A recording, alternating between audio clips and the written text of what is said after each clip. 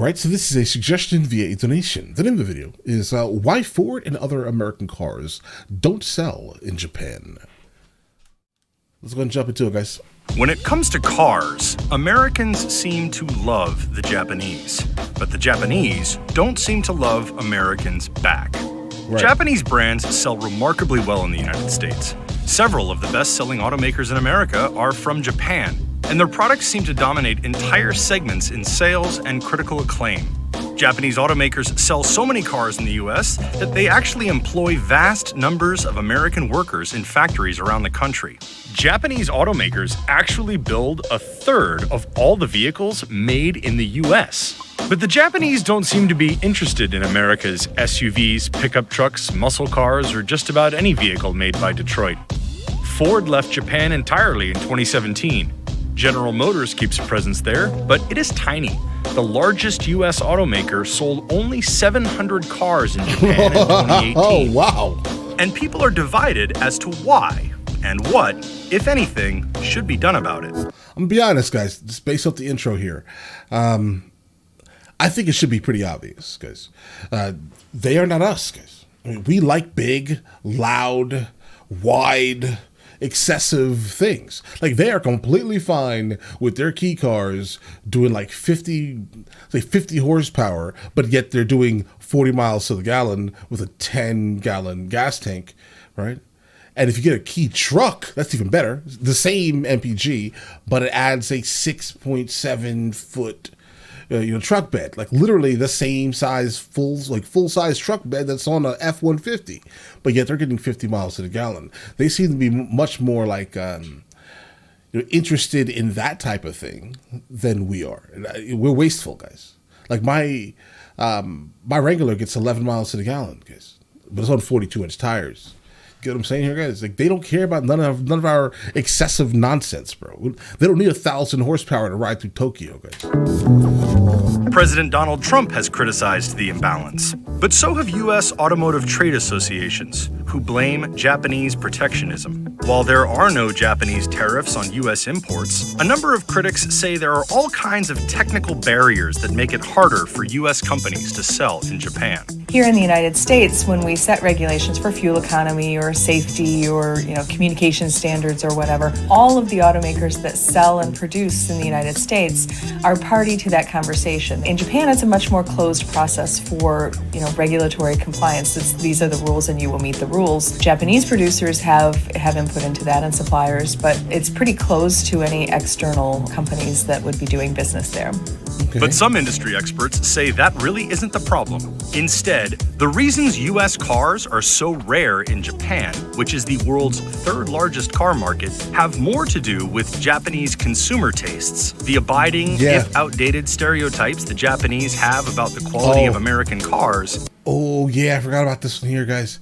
In the 60s or 70s, they loved our cars. And then they started to realize that our cars broke down a whole lot, bro. And theirs, they run for like 1 million miles. You can almost guarantee it.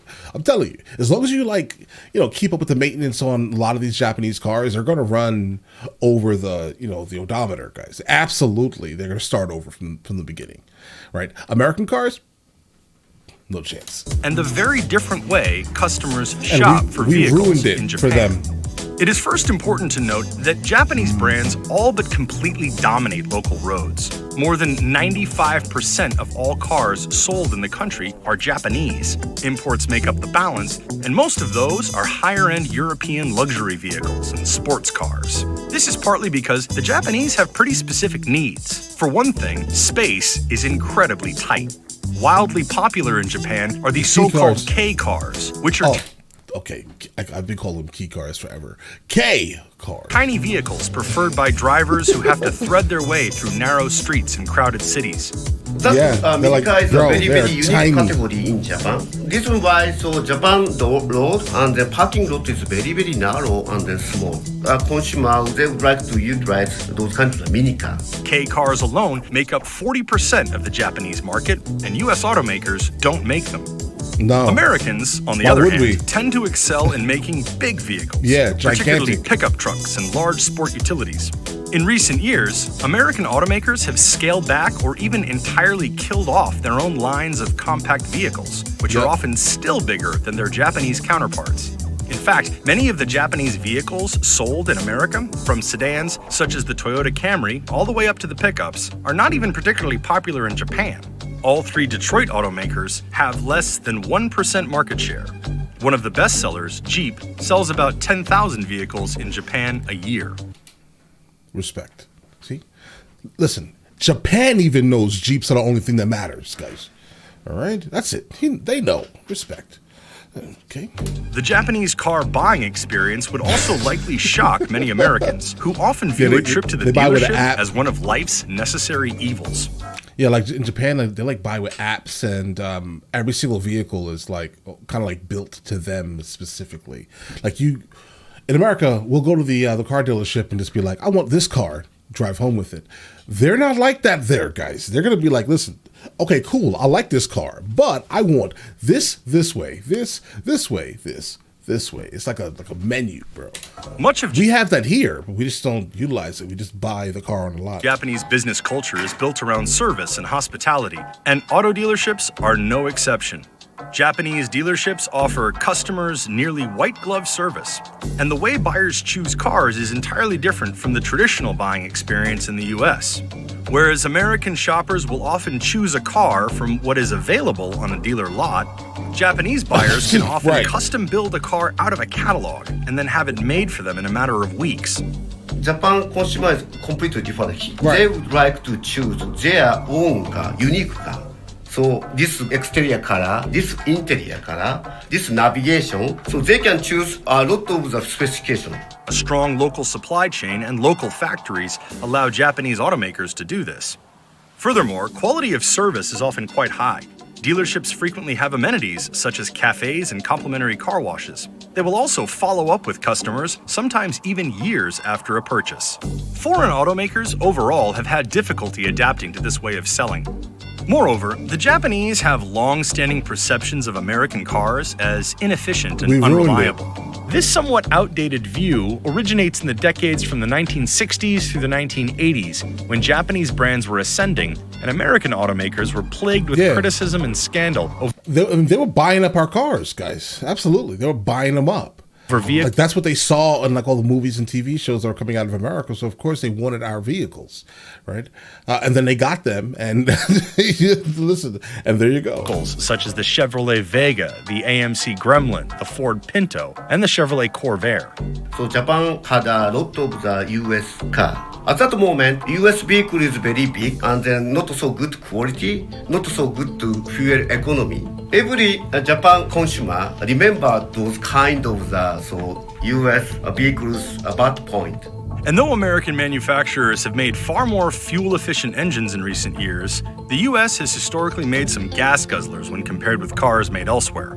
Yeah, I think there is a hangover for American vehicles. What does an American car say about you in Japan? That baggage is carried with that. Meanwhile, the Japanese rose to power in the auto industry in large part on their reputation for building solid, efficient cars that don't break down. Right. Of course, many observers know that American autos have done a lot to close the reliability gap over the years. Bro, not much though, guys. I mean, a lot of these engines and transmissions that are still coming out to today are only going to last you for maybe 200,000 miles. After that, bro. So unfortunately, we still really haven't done much to fix the issues because, guys, Volvo just destroys almost everything we have in America. And then everything Honda, Toyota, and Nissan oriented. And then obviously their other subsidiaries also destroy us equally, guys. We don't make really good, longevity, type of vehicles. We make some beautiful vehicles, though, like loud and fast vehicles. But again, what are you going to do with 1,000 horsepower in Tokyo? And cars overall are able to log far more miles on the road than they did even a decade ago. And U.S. automakers are adamant that they would be better able to compete in Japan if the country removes barriers that make doing business difficult. The trouble for Detroit is that Japan is just one of the international markets where U.S. automakers have struggled. All three Detroit automakers have had challenges in South America and Europe, while China, which is the world's largest car market, could become a tougher place to do business with slowing economic growth, increased competition, and trade disputes. Currently, USOM would like to think about just on the US market. They need to see global market. In global market, they need to develop small car as well. Then they can utilize that vehicle for the Japan market as well. If something doesn't change, US automakers could become just that, American companies that sell trucks and SUVs to Americans. I mean, yeah, I have no problem with it. I mean, obviously, it's stunting our growth. I mean, do we have the ability to dominate other markets? Potentially, guys. I mean, listen, our pickup trucks are cool. They're good, right? But is it better than a Toyota Tundra? Like the main ones that are sold here, the Ford F-150s? Bro, no. You know it, I know it. Okay, that Tundra's doing 1 million miles. All right? Your Ford F-150? 200. No, I'm lying. Maybe like 400 or so, guys. Right? I mean, it's a solid engine. I'm not disrespecting the engine. I am not disrespecting that powertrain because a lot of people that do like hot shot across the country, right? They ride a lot of those Ford F-150s or like Dodge Rams and things like that, guys. But I'm sorry to tell you guys. Now, would you hot shot in the Toyota Tundra? I don't think so. They don't make the numbers that the American cars do, guys, right? But that Toyota Tundra is definitely going to last 1 million miles, bro. So, Land Cruisers, bro. Ooh. Guys, have you seen that new Land Cruiser? I want it so bad, bro. I like it. I'm not going to get it, obviously, but because I'm a Jeep guy. Jeeps only. And obviously the Land Cruiser would have to be lifted to even put the type of tires that I would need to kind of do what I do. Right. But either way, listen, you guys all have an absolutely amazing day. Enjoy your day thoroughly.